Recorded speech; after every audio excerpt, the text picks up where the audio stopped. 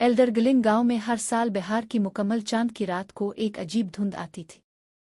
ये धुंध पहाड़ों से आती और गांव को अपनी गिरफ्त में ले लेती।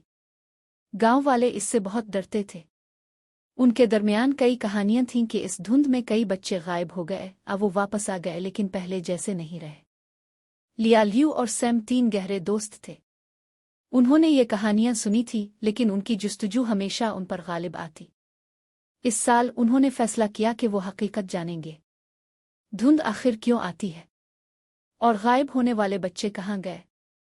जैसे ही इस साल धुंध गांव में पहुंची, तीनों दोस्त सैम के अटारी में जमा हो गए जहां से वो बाहर की धुंध को देख रहे थे। धुंध आहिस्ता आहिस्ता गांव के हर कोने को अपनी गिरफ्त में ले रही थी। अचानक उन्होंने एक मध्यम और खूबसूरत गाना सुना जो हवा में घूम रहा था। क्या तुम ये सुन रहे हो? लिया ने सवाल किया। ये तो बस धुंध है, ल्यू ने जवाब दिया। हमें बाहर नहीं जाना चाहिए। लेकिन सैम, जो हमेशा जुर्रतमंद था, बोला, ये सिर्फ एक गाना है। शायद ये हमें सब कुछ समझने की कुंजी दे। लियू की मुखालफत के बावजूद तीनों बाहर निकलकर धुंध में चल पड़े। हवा ठंडी और नम थी और धुंध उन्हें चारों तरफ से घेरे हुए थी, जैसे कोई गैर मरी हाथ उन्हें अपनी गिरफ्त में ले रहा हो।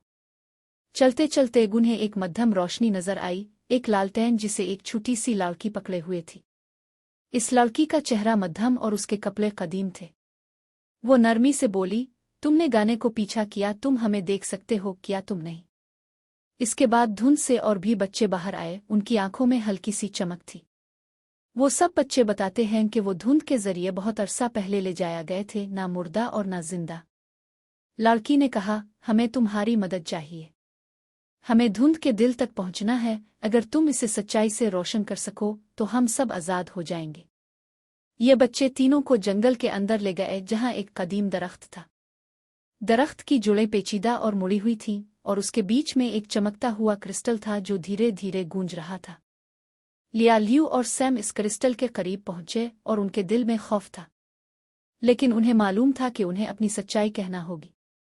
हम यहाँ आए क्योंकि हम जाना चाहते थे, लिया ने कहा। इसकी आवाज में थोड़ी लर्जिश थी।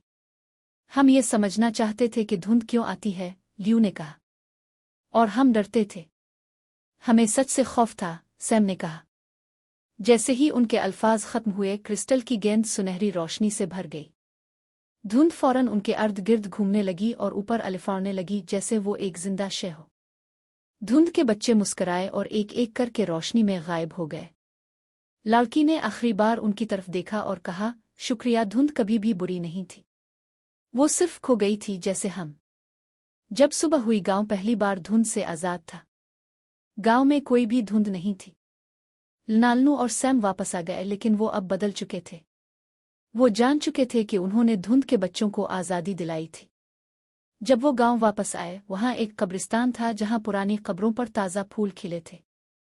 ये एक अलामत थी कि धुंध के बच्चे बालाखर सुकून में हैं।